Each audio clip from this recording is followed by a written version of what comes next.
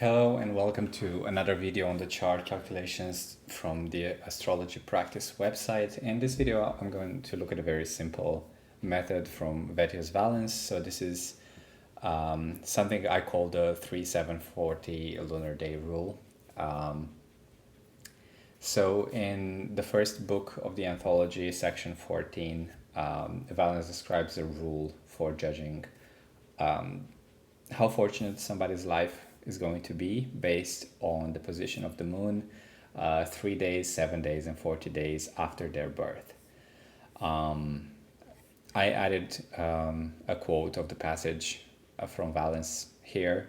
He seems to be describing this method as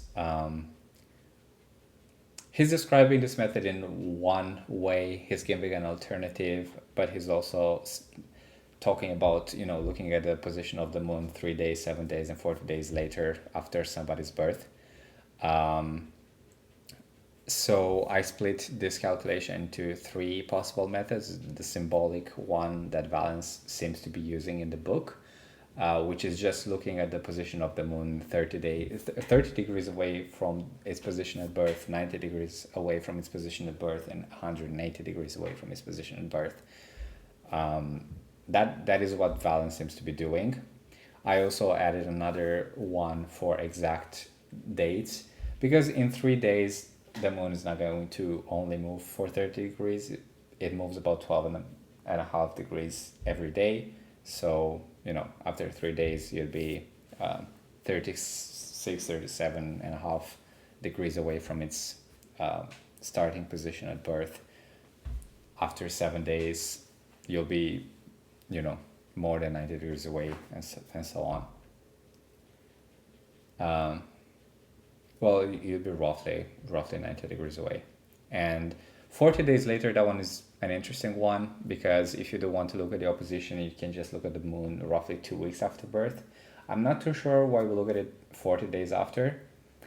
I'm using the Swiss ephemeris for this. Every calculation here is for free, so obviously using the Swiss ephemeris for free calculations, that's going to be fine.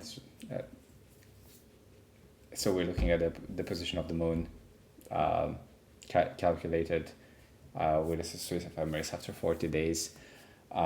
He's also describing a method where people look at an alternative position, which is 160 degrees away from the position the moon had at birth. So there are a couple of methods, a couple of ways of thinking about this, but I would stick for the beginning with the symbolic method that Valens uses, which is just adding 30 degrees, 90 degrees, and then 180 degrees to the position of the moon. And the way that Valens interprets this, it just looks at the position of the moon by house to see if it's in a good house or in a bad house, and then it looks at the malefic and benefic planets and checks if those aspect the moon. If they do aspect the moon and they are strong but they're in a bad house, that would not be considered very fortunate still. So it is pretty strict how Valens is checking the condition of somebody's moon after birth. So if we do this calculation again, I'm doing it for Prince Harry. I've used him pretty much throughout most of the Valens calculations.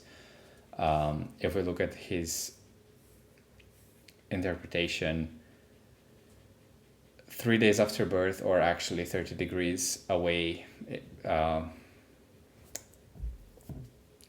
from the point the moon was at his birth, the moon is at 21 degrees of Gemini. It's in the 6th house from the ascendant, which is a pretty unfortunate house. It's the second to last if we sort of rank them, because the 12th house would be probably the worst position for it, but it is the second to last worst in terms of house position, so this is quite unfortunate. I'm not too sure what this could have been about. I'm not too sure of the validity of this method, because I don't think it's something, I've never really seen this method implemented anywhere, but it's out there for research if you want to do any research on it.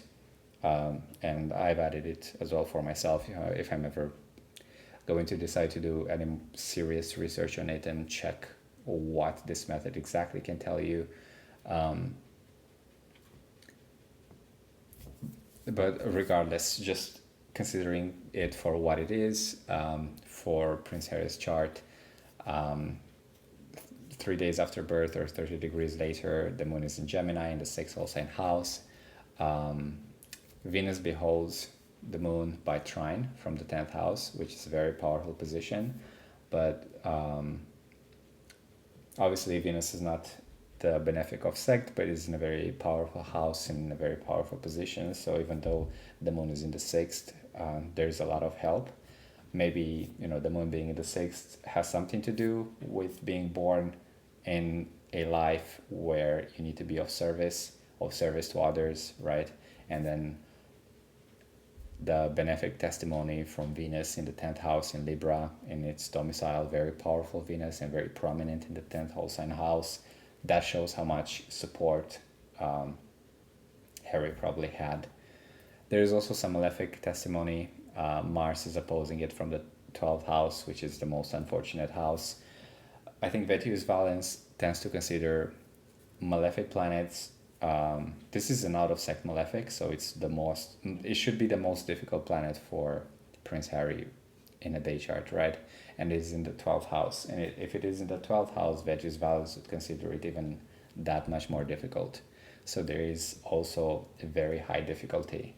So this is a very mixed position. I think most people's lives are a mixed bag of very, not always very good things and very bad things, but it is a mixed bag of good and bad things. But in this case, we kind of have, an extreme of good and an extreme of bad coming together.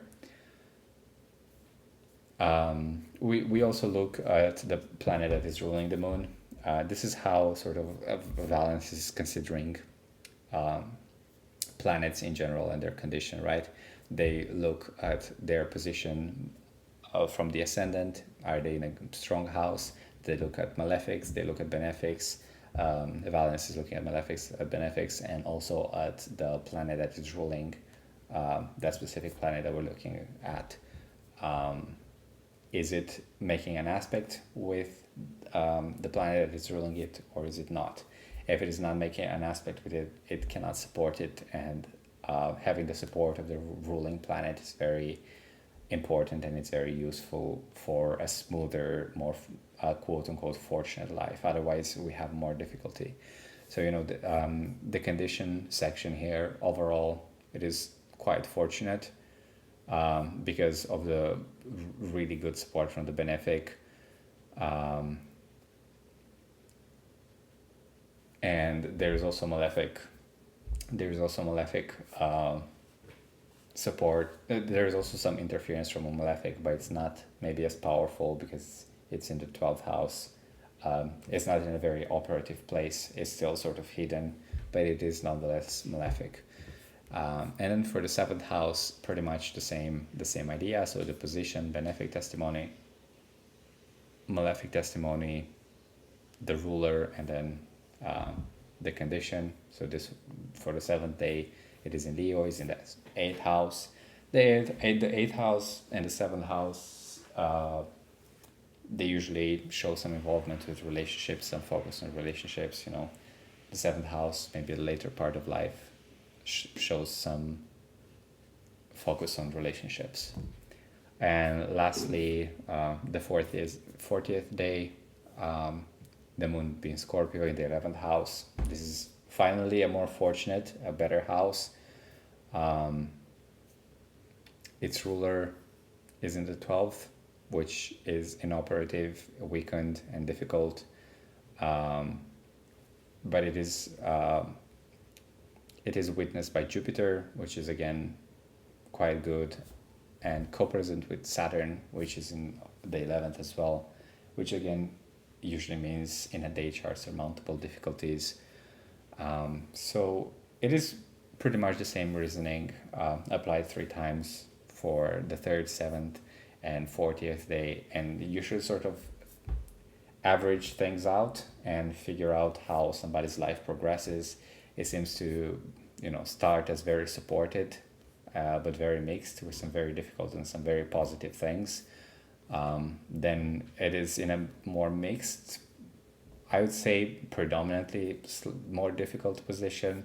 And then for the 40th and the last day, we have an overall, I would say, it is a mixed position again, indeed, but it is much better than the seventh day position. So maybe that represents how his life progressed, or continues to progress, as I should say, or maybe you can sort of average things out and consider that indeed he had some very powerful support. He had some very big difficulties, very difficult things that he went through, and many parts of his life were sort of a mixed bag, an average mixed bag of fortune and misfortune.